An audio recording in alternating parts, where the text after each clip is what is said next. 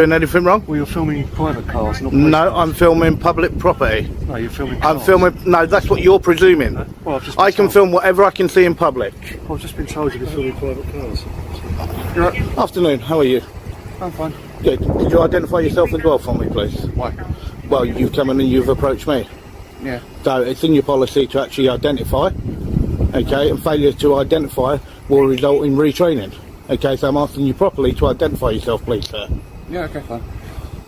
So why are you sitting here? No, if you can identify yourself first, and then we will carry on with a conversation. I think there's times where I have to identify myself. Yeah, you do. And there's times I simply have to Yes, you do. Yes, you do. What is the purpose of you recording here? So you're Okay. basically coming down here just to try and provoke some sort of confrontation, is that just... No, I'm filming public property. That's what you're presuming, okay? Don't make a presumption on what Okay, I'm then doing. what is your reason for- Okay? Well, first of all, identify yourself properly. I can see it from Croydon Police Station. Okay? And your shoulder number, please. It's on my shoulder, you can see it. No, not everyone can read numbers. That's why I'm asking you you not? to say it. Do you need help with that? Well, why do you think I'm asking you to say it? No, I'm asking you to say it, please, sir. That's what I say. Okay, so people that can't read numbers, that's all what you do. Well, anyway, Okay, that's why I'm asking you if you can actually say what your actual shoulder number is, please. I can do anything, sir. But you won't do that. Don't need to. Okay, so you don't need to. No, Okay, you don't need you're to quite be, arrogant, don't really, you? aren't you? This officer's attitude right from the jump was laced with entitlement. When a member of the public politely asks an officer to identify, something every officer must do under the College of Policing's Code of Ethics, the response should be professional and straightforward. Instead, this officer responds with, "I don't think I have to," as if his badge gives him the right to dismiss lawful accountability. It's a clear sign of someone who thinks a uniform puts them above the public, not in service to it. Even when he finally caves the pressure, he still fails to show basic respect. He doesn't speak his name or caller number. He just lazily points at his shoulder, as though that counts as formal ID. This isn't just sloppy policing. It's defiant, and it shows how little regard he has for transparency or public engagement. The rules exist to build trust. His body language and tone scream, "I don't answer to you." Why are you... You're very arrogant. It makes no difference why I'm filming. No, it does. No, it doesn't. No, it Because doesn't. you're simply here to, you know... No, it doesn't. provoke some sort of No, that's confrontation. what you're why you- presuming. What's the purpose of you filming this? It's a public building. Yeah, but some of these are private cars. I can film whatever I can see in public. Indeed. Well, why do you do that? Well, it makes no difference why I do it. Why It do makes you no need to do difference that? why I do it. Well, it does. What it does is No, it it's doesn't. one of these people that likes to provoke confrontation. No, that's So what you you're stick a video presuming. online and monetize That's what it. you're presuming. You just okay? monetize a video, That's what isn't you're it? presuming. No, you're one of these other... Many, Yeah, many really. false And you're disclosure one of these reporters. absolute Sorry, turds, okay, that literally think that you can bully the public, speak to them the way not you bullying want, anything. failure to actually identify yourself properly, and we actually pay And for you've gotta meatheads sort like this you. out. We pay You've for come to meatheads the like police you. station to provoke this We pay for confrontation, no. haven't You approach me. Let's get it right. Who You are approach calling me. a turd? You You've approach come to the me. police station because You you want this approach me. confrontation. You approach Where have me you to travelled get it from to get this correct. confrontation? Makes no difference where I've come from. How far have you gone? Makes Just no having answered difference. the police No, officer. you've your come to me. reasonable reason? You've come to I've me. come to you to find out Yeah, why but you're you're the recording turd police that cars. came to me. you Okay, stop to get it right. turds? I'm doing nothing wrong by calling him a turd. The fact that this officer takes offense to his fellow officer being called a turd after behaving dismissively and trying to exert authority without basis is almost laughable. We're not talking about hate speech or aggressive threats here. We're talking about a petty schoolyard-level insult that barely scratches the surface of what a public official might hear in a tense situation. This hypersensitivity reveals a deeper issue. The officer is trying to shift the narrative. Instead of addressing their own poor conduct, dismissive behavior, and failure to follow identification protocol, he attempts to play the victim over the lightest verbal pushback. It's a clear deflection tactic designed to flip the script and distract from the real problem, their own attitude toward the auditor. Wouldn't like if we started calling you names. Well, you're in an office. Can you stop of pointing at power. me like that? I will point as much as I want. Well, it's a bit aggressive. Isn't Okay. it? No one's been No, aggressive to you. No, You've come you out to make sure come. that You you're come in, okay and you and two you're are both safe. pushing me closer and closer to this curb. Okay, so I'll actually ask you You to were take stood a on the step road a back. minute ago. No, I wasn't. Not when you approached me. No, I was not. You were. You So were I'll stood on ask the you road. to take a step back if you won't mind, please, sir. and then I can move forward from the curb. Thank you. There you go. Thank you very much. Safe for now, do you? Okay. Why now? There's a car coming. I'm perfectly fine now. Brilliant. Right, now why are you still outside the It back makes of the a police difference station? why I'm here. I'm filming the back public gate? property, Yeah, but you're also filming private cars. and I'm doing nothing wrong. But why do you need to do that? No, if they get caught Where in does it, this I'm filming filming go? public property. It makes a difference Well, what I it does. do with it. No, it does not. That's to me. No, it does not. go around Well, and then around you circles. should not have approached me. Okay, you got this meathead here. Okay, and he is the complete meathead and You're should kind of- not be anywhere near the public. Why is that? Your abusive Okay. tone is getting kind of irritating, sir. Yeah, well, you're irritating. I know, but you're being irritating. kind of abusive, and that. of I'm course, not it being is. abusive. You threatened me. I haven't threatened you at all. No, sorry, How that's have I threatened you? Quite right. You haven't threatened. Okay, so You've that- been abusive by calling Okay. me names. This officer's conduct is a textbook example of how some try to twist mild language into something more serious just to gain control. First, he falsely claims the auditor threatened him, a serious accusation.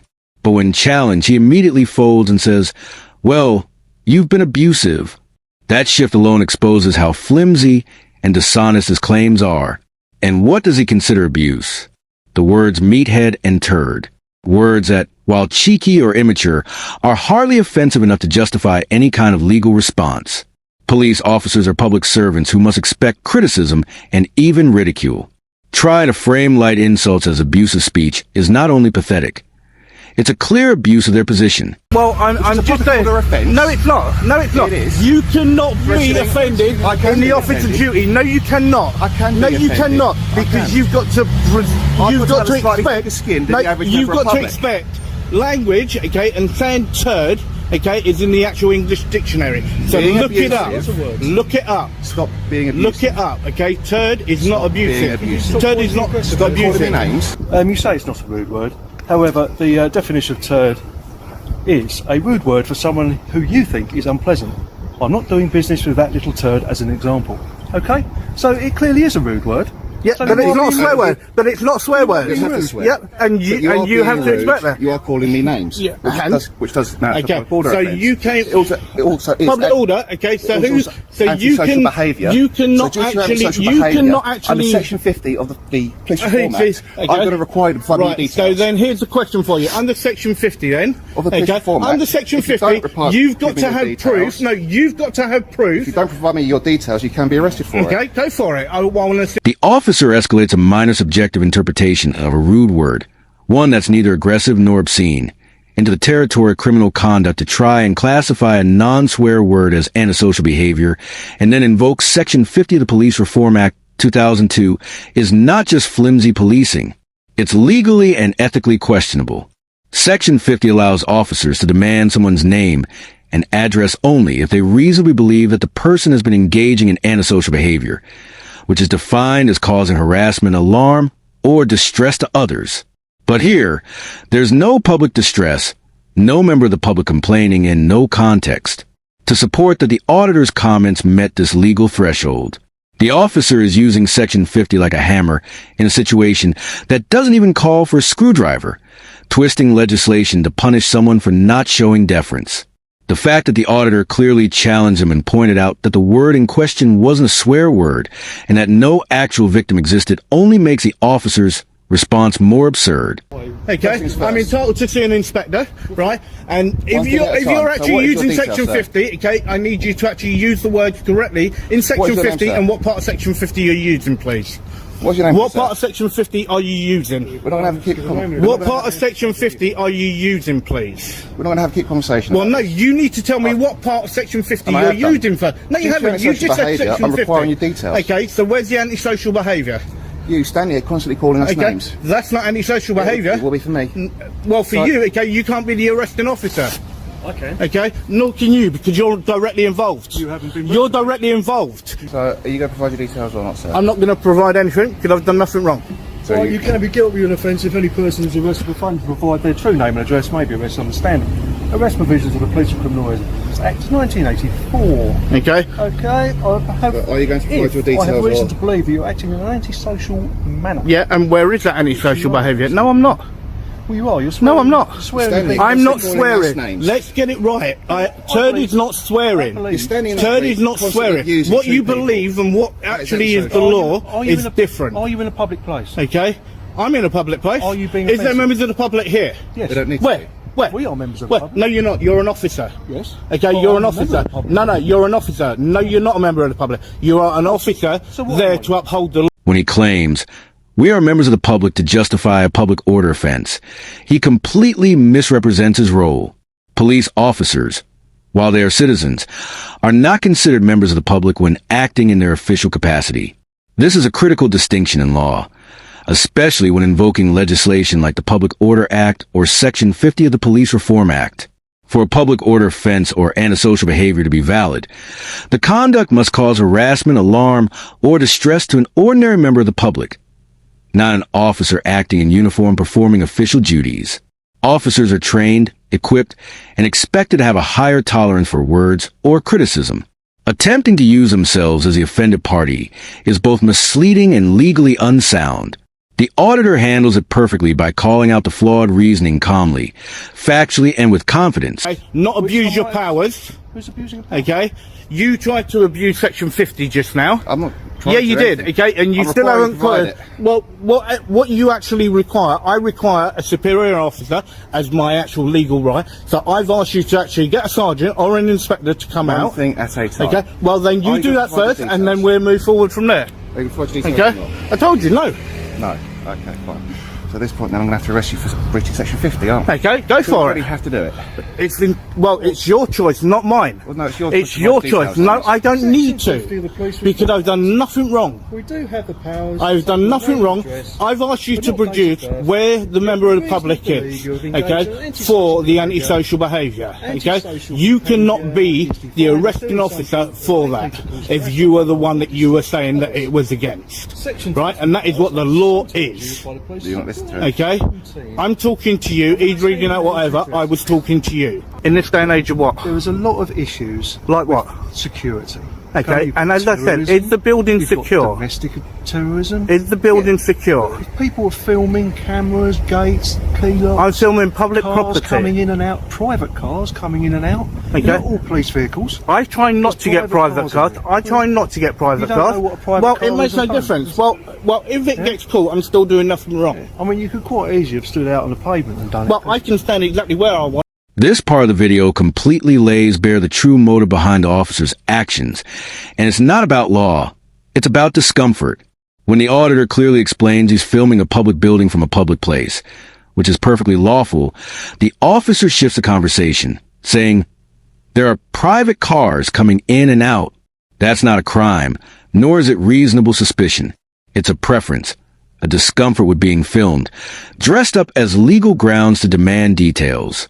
What makes this worse is that the auditor explicitly says he avoids filming private cars where possible, showing both intent and effort to be respectful. Is public property. As long as I don't enter a restricted area, okay, then I'm actually standing where I'm publicly accessible, allowed to That go. would be the front office. Okay, You're and not exactly allowed to- here, and exactly here.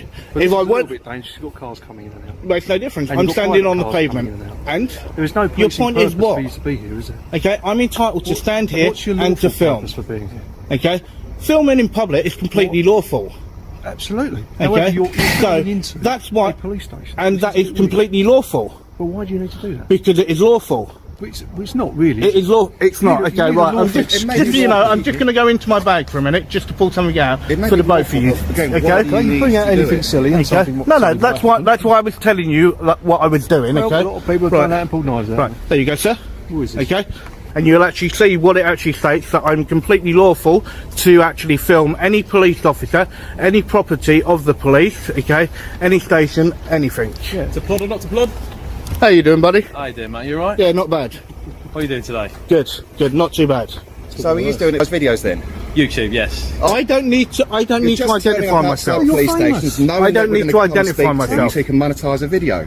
I don't need to identify myself. You tried to presumption abuse. is- we were You correct tried to then. abuse Section We were 50. correct, weren't we? You tried We to were abuse. correct. No, I was We were correct correct, because weren't we? you We were tried to correct. abuse your powers. You've come You here tried just to to get a abuse video your that you can powers. monetize, haven't You you? tried to abuse your powers. This is why we Give you do the this. opportunities.